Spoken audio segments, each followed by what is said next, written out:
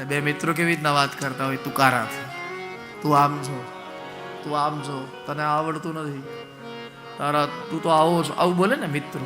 ગોપીઓએ ભગવાન કૃષ્ણ સાથે જે સખા ભાવ રાખ્યો, નવે નવ ભક્તિ ગોપીઓમાં છે. શ્રવણ, કીર્તન, પાદ સેવન, અર્ચન, વંદન, દાસ્ય, સખ્ય અને આત્મનિવેદન. નવે નવ ભક્તિ. યસ. શ્રવણ કોનું કરે છે? કથાનું કરે છે. ગોપીઓમાં શ્રવણ છે.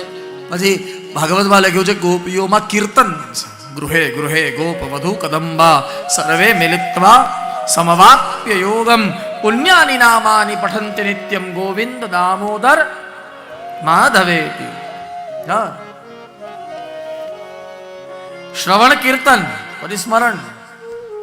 24 કલાક કોનો વિચાર કરે? સ્મરણ. પાદ સેવન, પૂજા કરે છે, પદની પૂજા કરે છે. પાદ સેવન. અર્ચનમ, અર્ચન કોનું કરે છે? કૃષ્ણનું. બસ. વંદનમ, દાસ્યમ, દાસ કોની છે? કૃષ્ણ. 8મી ભક્તિ સખ્યમ, સખા. અને 9મી ભક્તિ આત્મનિવેદનમ. સર્વસ્વ કોની પાસે છે? સર્વસ્વ. સખા. પોતાના ભગવાનને પોતાના સખા માનવા.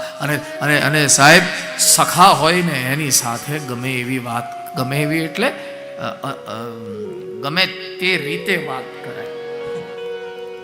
તુકારો કરીએ ને કોઈને, તુકારો, તુકારાનો અર્થ એ છે કે તું મને વાલો છે.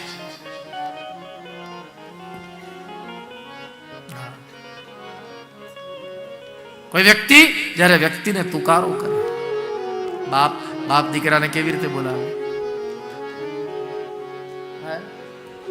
એ તું અહીંયા આવ, તું આમ જા, તું આ કર. માં કેવી રીતે બોલાવે? હે, તુકારો. અમારે કમળામાં છે, એક દી ફોન મારથી ન ઉપડે મારું આવી બને. લ્યો, આ લોકો ફોન ઉપાડે ને, પછી એક દિવસ વાત ન થાય મારાથી, ક્યારેક 2 દિવસ વાત એટલા માટે ન થાય કે હું બધાથી ઘેરાયેલો હોઉં ને પછી અહીંથી અહીંયા જવાનું હોય, કદાચ સૂતો કંઈ પણ હોય તો વાત ન થાય. પછી આ લોકો ફોન ઉપાડે અને પાછો એ લોકો એમ કે ભાઈ સૂતા છે. એ તો એમ જ કહે ને. કમળામાં એમ કે ભાઈ હોય તમારો, ઉઠાડો એને, ફોન આપો એને. હા, પોતાના હોય ને ત્યાં તુકારો હોય. ભલે ક્યારેક માણસ પોતાનાથી મોટાને તુકારો કરે. હા, પોતાથી ઉંમરમાં મોટા હોય પણ તુકારાનો અર્થ છે ક્યારેક આપણે ઈશ્વરને તુકારો નથી કરતા.